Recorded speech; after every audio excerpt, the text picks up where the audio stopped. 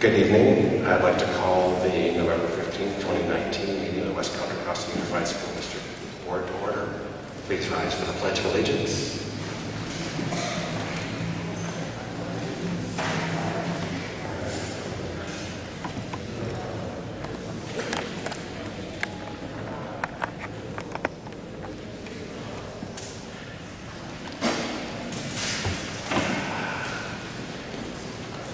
Welcome to our school board meeting.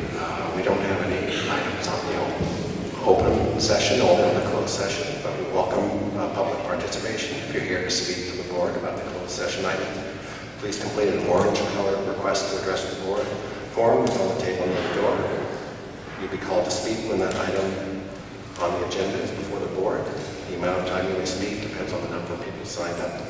The microphone will be turned off if you go over your limit.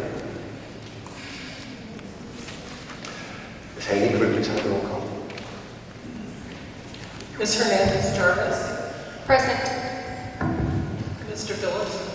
Present. Ms. Laura. Present.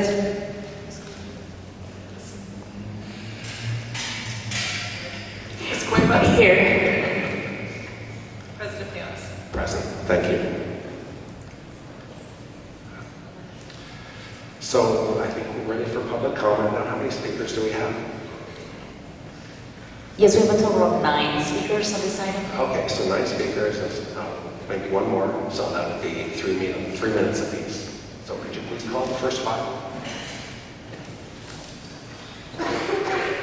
Yes, the first 5 speakers are as follows, and you can please line up in this order. Janet Headington, Rebecca Wu, Kelly Hardy, Rick Alexander, and Sandra Falk. Those are the first 5. Ms. Janet.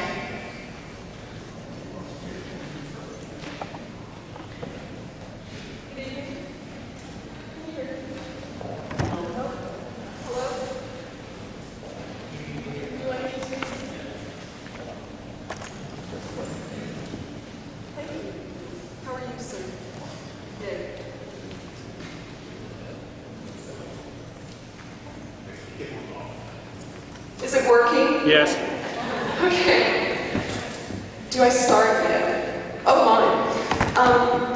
Welcome, everyone, to WCCUSD. I am a product of this district. I have taught for 30 years, loving the work, first and foremost with children, secondly, my subject area, and I'm a fierce student advocate. I'm sad to say that I'm not here with great news. I appeared at a district board meeting on August 21st of this very year with more concerted effort on my part. I reached out for the last 4 months because I didn't hear back from the board members regarding egregious matters. What has happened since? There's a repeat offender, an administrator, who not only harassed me but assaulted me. Repeat offender. And he was allowed to slip out the back door. Then the assistant superintendent, who was trying to pursue justice, finally, and as an act of faith, allowed every meeting, about 30 hours, to be legally recorded, suddenly disappeared 3 months into this school year. And then there's the superintendent, whom I also met with, and rather than fix an egregious problem, shocked me with the offer of $20,000 if I would just shut up and not tell about predators in this district. So I bravely stand here trying to right the many egregious wrongs inflicted on the most important stakeholders, kids first, parents, and teachers. I'm trying, and still nobody will do anything about it. So my witnesses and I continue to Would anyone like to listen to over 30 hours of legal tape recordings and finally heal the wrongs in this district? We certainly hope that more retaliation against mandated reporters, such as myself, better not result from me having to blow more whistles in the name of safety, equity, and excellence. Please listen to what's going on in the district.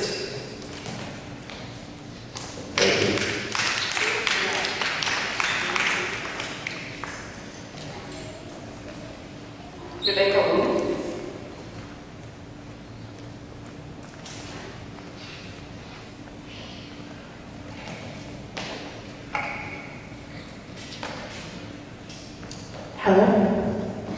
Hi, yes, I'm Rebecca Wu, and I have concerns that the superintendent, to my knowledge, has not issued any type of like grand jury or state investigation into the fact that there was a clerk at the lowest performing school, or one of the lowest performing schools, as a clerk. And in addition, that was for 2 months, in violation of Ed Code, the Williams Act, and dozens of ed codes, and as well as board policies, of course. And he has overseen the staff in HR that has not done thorough research of it, has not done a grand jury, any type of investigation that I'm aware of, has not really responded in that, except that the HR did respond, or there was, and they came to no conclusion, which is absolutely inaccurate, because obviously then hundreds of students,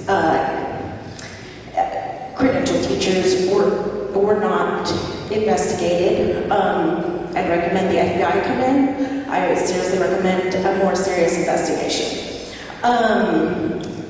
However, I don't know if maybe he is innocent to this, and the board is innocent to this. Unlike another school district that I came from, there's probably a good chance I get a good feel about this board. So I think that they could go down the right road and make some right decisions. And they used, in the district I came from, they had an entire school, lowest performing, using these path forms, and that's how they got away with it. So they didn't have to report it in the substitute system, nor as teachers. And they claimed additional school funds. And that's how they were able to get away with it. And I don't know how they do it here, but I assume it's almost identical, as most schools run the exact same. And let's see, so he did get medical benefits. I mentioned this at a staff meeting in around December, beginning of January. He should, he's full-time. Again, violating an unbelievable number of ed codes. And so that's also a concern with equitable distribution, because that violates a lot of the equitable distribution and qualified teachers, as well as I can tell you that the teacher that was supposedly signing and whatnot was not there. It was the clerk, and who was classified as a substitute. So you can't be over 75% of the days of the year and still be a substitute. You have to be under the permanent position.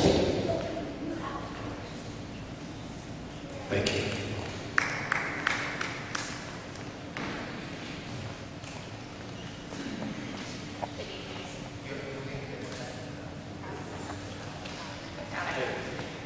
Good evening, I'm Kelly Hardy. I'm a parent of a second grader at Madera Elementary. I'm also on the foundation for our school. I have not come to school board meetings before, but I'm here tonight because I heard yesterday that this meeting was happening and that there might be consideration of dismissing Superintendent Duffy. I'm really concerned about the process behind that. I'm concerned about the possibility of disruption to our kids mid-year. I'm concerned about what message that would send around our ability to attract top talent to this district. And I just really want us to focus on what's best for our kids, and providing some continuity, some process whereby we can all come together and work on this deficit problem that is pulled together by forces that are larger than us, by the LCFF issues and other concerns, pensions, etc., that are larger than this district, and larger than any one person. And so I'm urging that the board be judicious and thoughtful and think of the kids. Thank you. Thank you.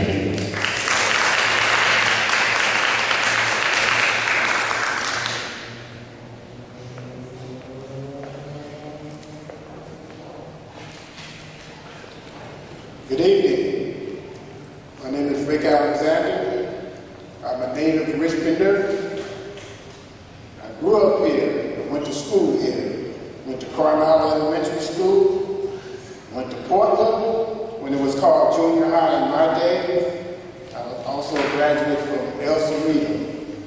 From that, I was a 25-year plus school district employee. So those are my credentials in terms of seeking out information about why are we getting rid of this superintendent.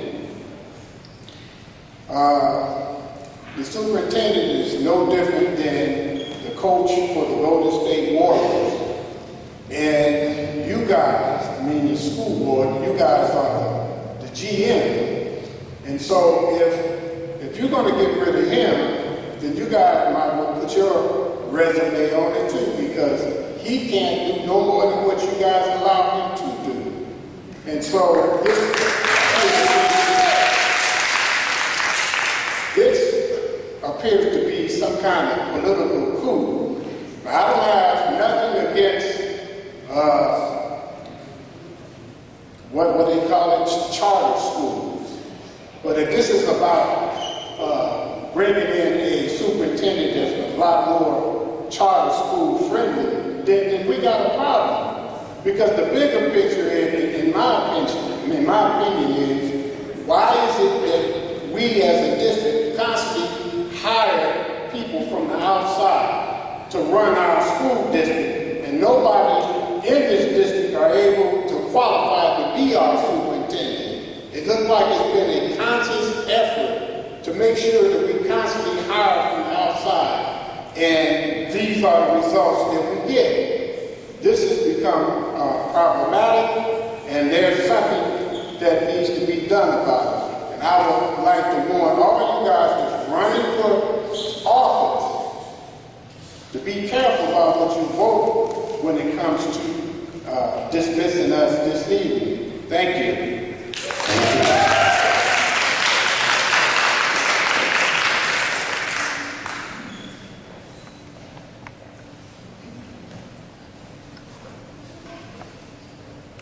Good evening, board and cabinet and staff and translators and audience. My name is Sandra Falk. I'm a grandmother of 6 children in the district. My kids went here, I went here, graduated from Richmond High. I've been a long-time supporter of this district, worked on every parcel tax measure that passed, going back to MRAD, which most people don't even know about.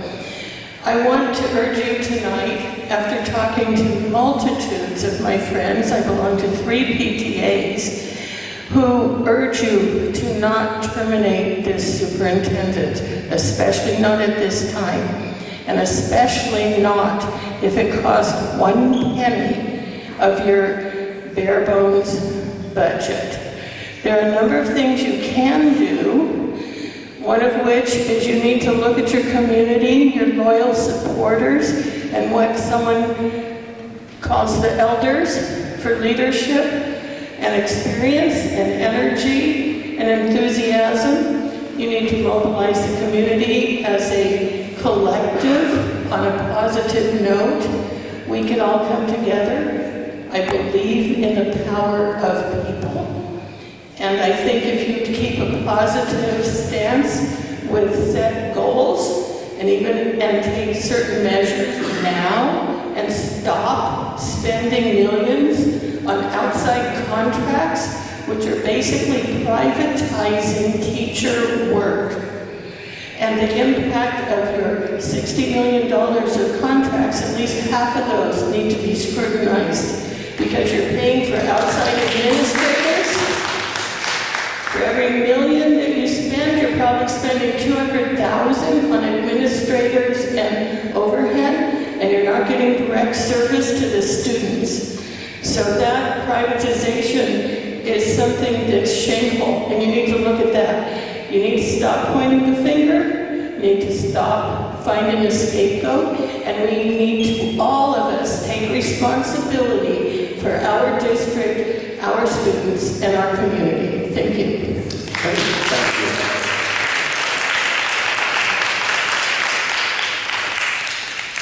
The next speakers are in this order: Leslie Reckler, Marsha Williamson, Carrie Tyndall, Tiffany Thorne, and Scotty Smith. Good evening. If the superintendent is dismissed tonight, we'll leave here with no immediate leadership succession plan. A discussion of succession is not agendized. Someone will have to bring a plan back, and the board will have to vote to approve it. If you have been to as many board meetings as I have, you know this is a colorful cast, and there are frequently diverse and independent viewpoints. I love you all for that. It is far from guaranteed that they will quickly come back to the same conclusion of how to move forward. We don't have time for that. Our first interim budget is due in December, and we need to hand in a balanced budget to the county in June. It is also not guaranteed that everyone else working on the budget will stay. Perhaps they will leave voluntarily, perhaps by force. It isn't known. Just agendizing this meeting has caused collateral damage with the philanthropic funding community and has probably cost us a $6 or $7 million grant from the Hewlett Foundation. Proudly, we're on a short list of districts to be considered for this prestigious grant, and I've been honored and humbled to work with a district team to explore possibilities for our district and to help to write and edit the grant proposal. This grant will fund programs and practices that will benefit our kids, and I believe parents will really like to see these changes in schools. It is unlikely that Hewlett will give the grant to an unstable district whose superintendent is gone. And grants beget grants. The hope was that once that Hewlett was in the house, other funders would follow, and that's in jeopardy now.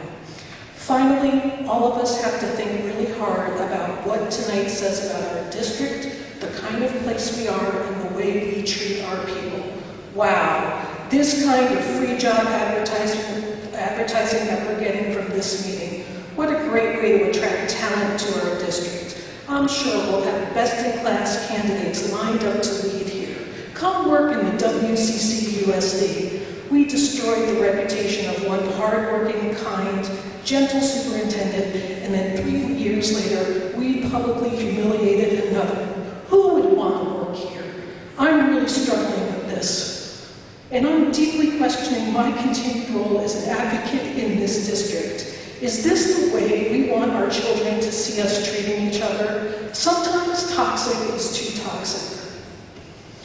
Evaluate the superintendent fairly, allow him to finish the year and make a decision based on appropriate evaluation and school caliber timelines. Do it the right way.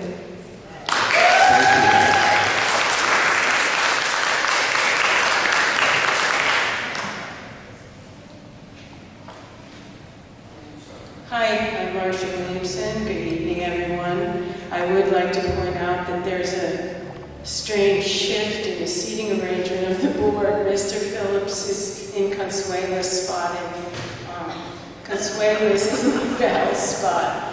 So for those who don't know the board members, it might be a little confusing. Now that I've wasted a whole lot of time, it doesn't really matter because I don't really have a whole lot to say about this issue because I don't think most of us in the audience really know what the meat of the meeting this evening is about. So we needn't put the cart before the horse. I will repeat that.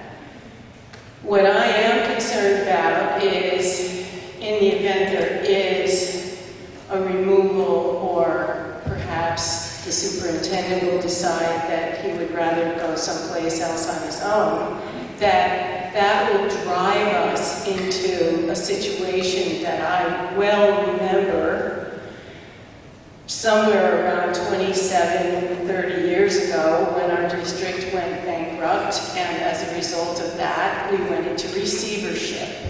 If we go into receivership, and that may be an outline that someone has in their mind, we have the ability as a school district to make certain changes financially that go against contractual agreements. So I would like to just bring that up as a point for the public, that the house of cards may fall if the superintendent goes away right away. That's about it for now. Oh, I'm one of those people that Sandy Falk described. I can't remember the word you used. The elders. I'm one of the elders. Sandy is. Scotty Smith right over here. She's one of the elders. And I was so happy to see one of the Microphone. Children. Microphone. What's the family's name? Ms. Williamson, can you use your microphone, please? I have to get the name. What is your name, sir? Alexander, Mr. Alexander, because he is the son of the eldest elders in this district, and I want to say thank you very much, Mr. Alexander. Thank you. Haley Tyndall.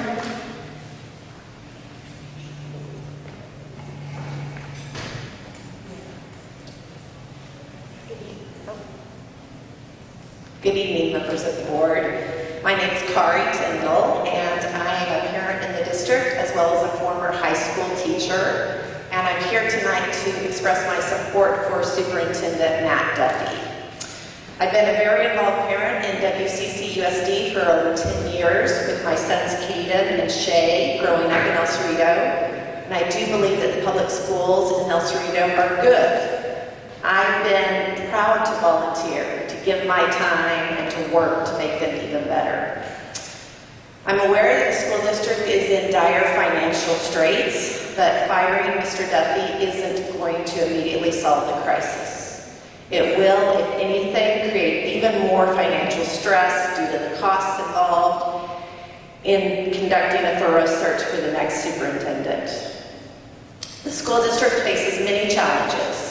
And in order to make significant improvements, it takes courage, it takes time, and it takes money.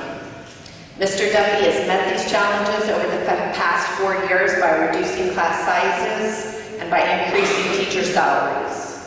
Mr. Duffy has no control over other factors such as reduced enrollment, lower attendance rates, increased healthcare costs, increased insurance costs, etc. I'm frankly shocked that the board is meeting on a Friday night because I believe that this does sound a lot like a political coup. And this is not the way to run a school board. I expect my school board members to conduct themselves with honor, with integrity, and with transparency. The school district has so much important work to do. Just a few of the things we need to focus on are improving outcomes for all students, low-performing, mid-performing, as well as high-performing. We need to support our teachers more economically and professionally in terms of professional development so that we can retain good teachers in the district. And we need to create opportunities beyond high school so that our children become true lifelong learners. Don't fire Mr. Duffy. This is a manufactured crisis and a waste of our time. Focus on the real important work that needs to be done. Thank you. Thank you.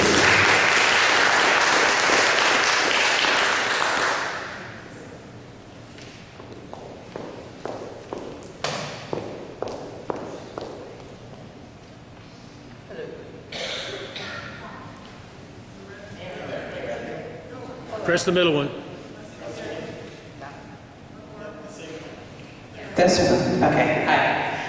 Hello, my name is Tiffany Snow White. I am a parent of a third grader at Stewart Elementary. I have been very involved in Stewart since I came in kindergarten with the PTA and volunteering at the school. I'm not originally from here. I'm from the East Coast, but one of the things that attracted me to this area was the diversity and the warmth of the people and the schools. Initially, I soon learned going into kindergarten that the involvement wasn't just about movie nights and dances. So as I got more and more involved, I've learned a bit more about the district. I'm honestly not too familiar about school board meetings and how they're run. I've been to a couple, but I did hear about this issue with Duffy, and as many of you know, Stewart had a pretty rough year last year, and we're still healing from that. We're still trying to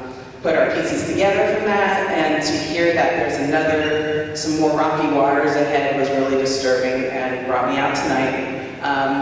I just wanted to say, as a parent and as a community member, I think that we all in this environment just need to treat each other a little bit better. I think we need to, instead of point fingers, as it's been said by a few other people, find solutions instead of pointing fingers. Make it about our children and not about politics, and stop making politics with our kids. We owe it to ourselves to work together. We owe it to our kids to work together. We owe it to our communities to find solutions. So I hope that you, as a board, will consider that and treat each other with kindness when you're in discussions.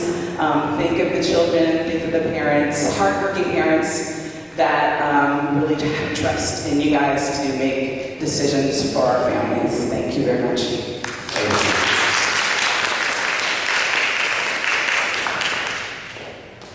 Scott?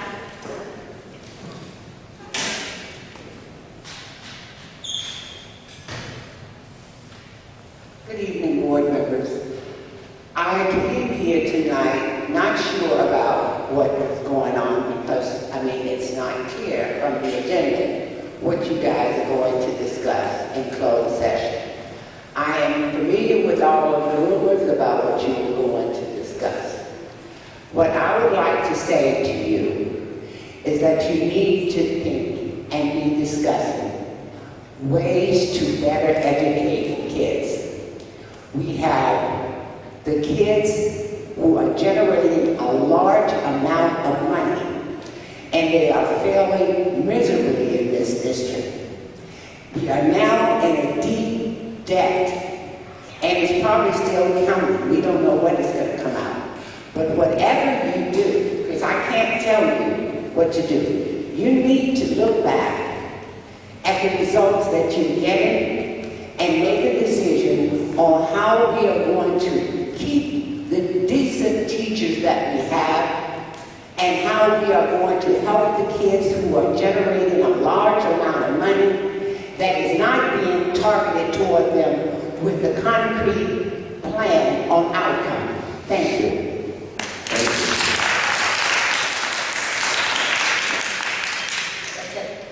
Okay, so that ends public comment. We do have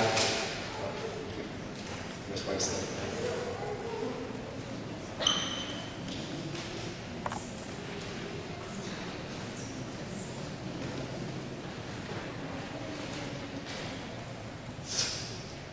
I just want to say that I'm here as a victim tonight, and I'm here to represent the victims in this district.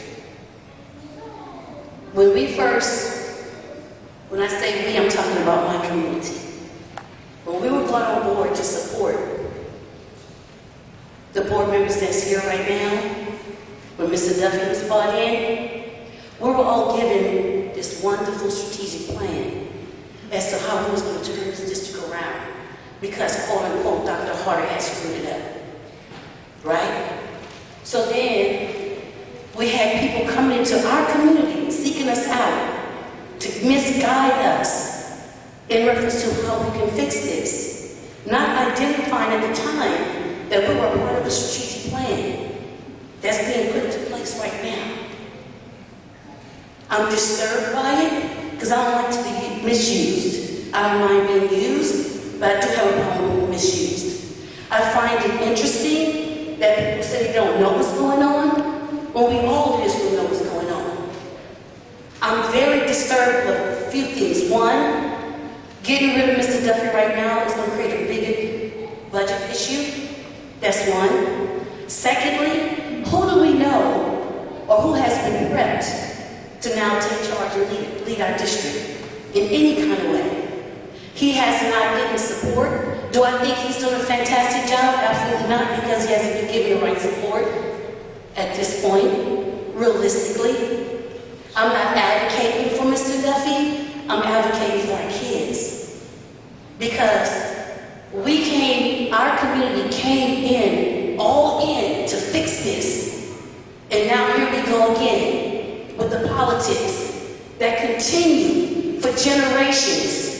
Before Duffy, before Harder, has affected our kids. We continue to be at the bottom of the totem pole and being preyed on for political advancements. It needs to stop. It needs to stop. I'm at risk by speaking up, but I don't care about that risk for myself. I'm worried about the kids and the parents that I service, my community.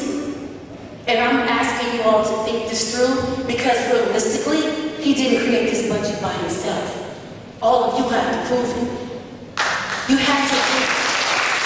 This is not a one-man operation, so please don't put it out there like that, because if we're really trying to fix our district, let's keep it real, and let's really work at fixing it in the right way, and not be pretentious advocates, not misleading our community, not misleading people and driving them to empty well. Okay, that's my time. Thank you.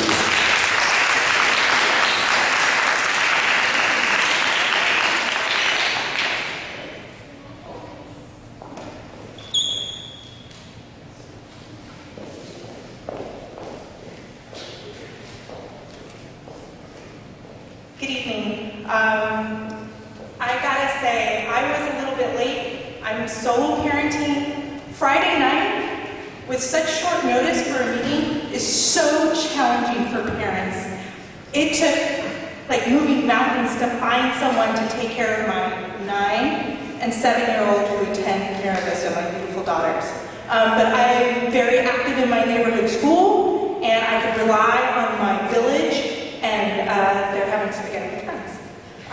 But it is really challenging with such short notice, and I ask you to please think of our communities when you schedule these meetings. But I felt it was really important to come here and to say that I'm very troubled by this meeting, and that I'm here to ask you to please not terminate Superintendent Duffy's appointment. It's so critical at this point that you not do that. It could be so disastrous for our school district. And it's actually in the best interest of some people that our school district fail, right? That we privatize our public schools. Some people want our schools to fail. I think about my community. I'm a PTA president, but I'm here with my mom hat. And I read yesterday about a PTA president who was shot and killed in Oakland last week, and it's so troubling.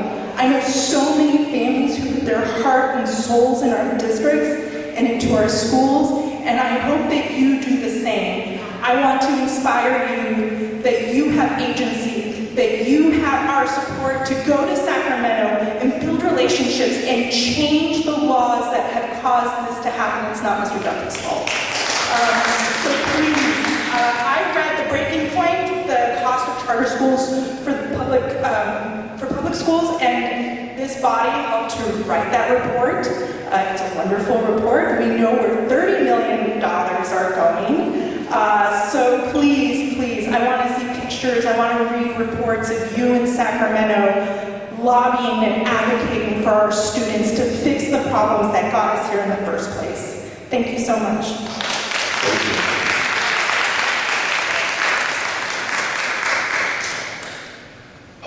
have one more thing. We have Mr. Robinson was here tonight, actually asked me to read the record. His comments into the record, so I'm going to do that. This is from the Richmond branch of the National Association for Colored People. It's addressed to President Panis in the wake of hearing that there had been a special meeting called to assess the performance of the superintendent. We, the Richmond branch of the NAACP, has decided to address you and your fellow board members. A quick review of the board governance suggests that we should bring your collective attention to the following.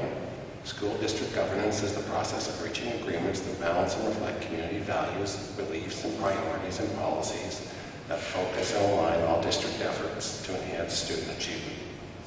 It goes on to say, the board and superintendent work together. President Panis, since Mr. Robinson is right there, can he read his own letter?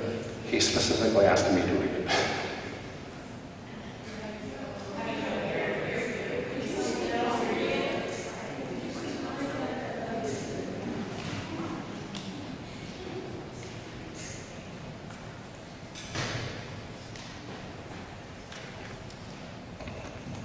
Good evening, board members, President Pantis, board members, and audience. That was not a ploy. I believe that the board and the statement that I'm making about board governance is very important. And I think sometimes we miss the importance of governance and what it really means. And so I didn't want to be the personality, but there's a statement to be read that we put together from the Richmond branch and ACP. And as requested, I will read that statement. Thank you, Mr. Bass. As he was reading, it was addressed to the board president and the board members and the superintendent. It says, in the wake of hearing that there had been a special meeting called to assess the performance of the superintendent, we, the Richmond branch of the ACP, has decided to address you and your fellow board members. A quick review of board governance suggests that we should bring to your collective attention the following. Quote, school district governance is the process of reaching agreement that balance and reflect community values, benefits, and priorities in policies that focus and align all district efforts to enhance students' achievement. And it goes on to say, the board and superintendent work together to maintain unity of purpose, agree on and govern within the appropriate rules, create and sustain a positive governance culture, and create a support structure for effective governance. That results enables the governance team to maintain focus on improved students' learning and achievement and create a climate of excellence. Those are quotes from your governance guideline. So I don't know that I can say it any clearer. I couldn't. So now the statement that we're adding to that is, to us, it goes without saying that it is solely the responsibility of the board to set policies and hold the superintendent accountable for the same. In our opinion, this is best achieved via a systematic process for establishing measurable goals and times for completion. It seems inconceivable that you, the board, could arrive at this point in the middle of the first term of this school year to perform a possible terminating evaluation. Again, it is our opinion that when you consider all the issues you are presently contemplating, i.e. major budget shortfalls, issues of enrollment and academic performance, etc., that you could come to this conclusion that this is the best time to do such seems appalling. This brings us back to the stated purpose of your function as a governing body. The process of reaching agreement that balances and reflects community values, belief and priorities in policies, and focus and align all district efforts to enhance student achievement. Therefore, we are urging you to consider your decision to proceed along this path. This path will ultimately impact the most vulnerable of students' population in general, and more specifically, the Black students, who are already the most at-risk group in this district. It is this mission of the NAACP to focus its major attention on efforts that eliminate, if cannot eradicate all known and perceived evidence of racial discrimination in the areas of education. We stand in solidarity with any and all groups who support these goals. And that's submitted by me, the president of the Richmond branch of ACB. Thank you. Thank you.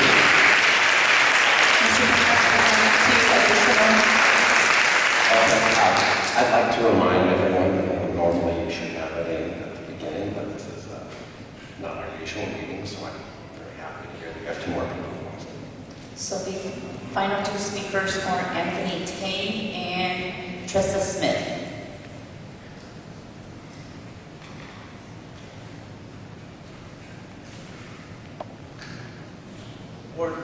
How are you doing? Good evening. I just wanted to come and speak to some of the comments we made last year. That I had came up to you guys and talked a little bit about the budget, the audit report. I mean, at that time, I know there were approximately 20 million in the hole. It didn't take a lot to know that the district was having financial problems, and some of you I had a chance to speak with and kind of discuss that with you. But just the history of the district, I thought that it would be important for me to come tonight and go on record that with 3 CBOs, we haven't had a CBO that got through 1 fiscal year. I mean, that's a symptom of a failing financial situation. And I just want to bring to your attention that, you know, this is a body that works together, is supposed to be watching this, and honestly, the confidence that I have in this board has been shaken tremendously, seeing this next fiscal year show another additional 20 million in the hole as well. I think that last year was probably the time to have the discussion about the superintendent, the direction of the board, and our direction of our financial situation. But at this time, I mean, we've seen a consistent failure. And with the new CBO on, it's been shown, it's kind of coming to light. I think you guys have some difficult decisions. You had some difficult decisions back then that seem to be pushed from year to year. I don't know if that's the superintendent. I don't know if it's the board. But clearly the actions have shown a failure. And at this time, I don't think it's appropriate to, whether you're considering letting the superintendent go or not, I don't feel that at this time it's a good move, only because the road ahead is going to be tough. And I think we said that before, that when we talked about closing Crespi, that road is tough and we need to have a path forward. Surprising everybody on Christmas, I think it was Christmas week, they said that, oh yeah, we're thinking about closing it, and everyone went on Christmas break. It was just inappropriate, but at the time, a plan was asked for, if you guys are seeing a problem. So I would just encourage you guys to consider that letting them go at this point might not be the best business move. Developing a plan moving forward, and then coming up and make sure that there's public education along with that, might save our district. I mean, otherwise I think we're going to continue to make serious and deep cuts, and nobody wants to see that as far as the public goes. So I thank you for your time. I thank you for your work that you're doing, and please use this all as resources moving forward. Thank you.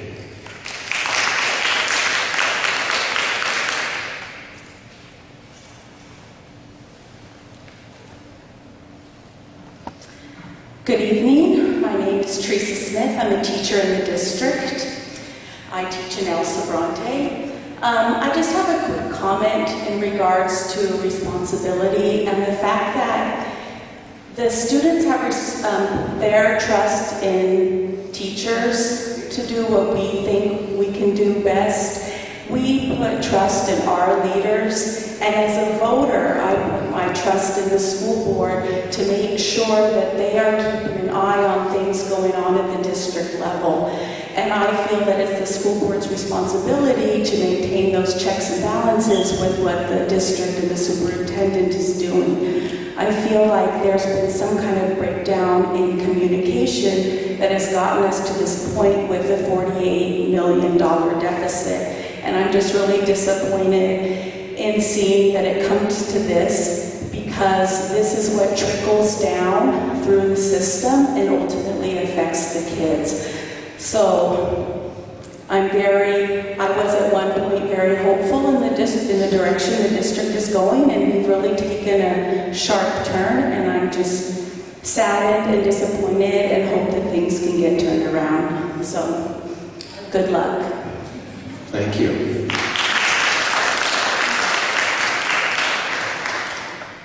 So that concludes public comment. So the board's now going to recess to closed session. And we'll be returning when we're done. And if there's something to report out, report that out. Thank you.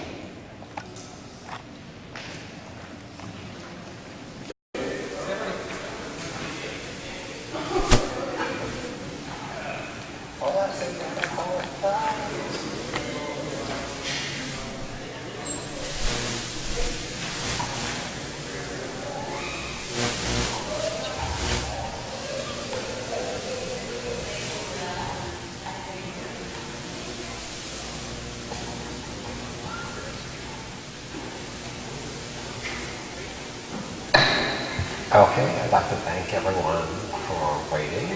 We're thrilled to have you here. The board had a very fruitful conversation.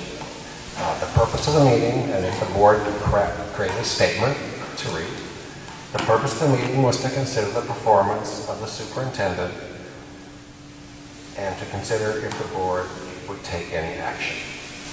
The board unanimously agrees it will not take any action at this time. So, thank you so much for being here, and thank you for your comments. Meeting's adjourned.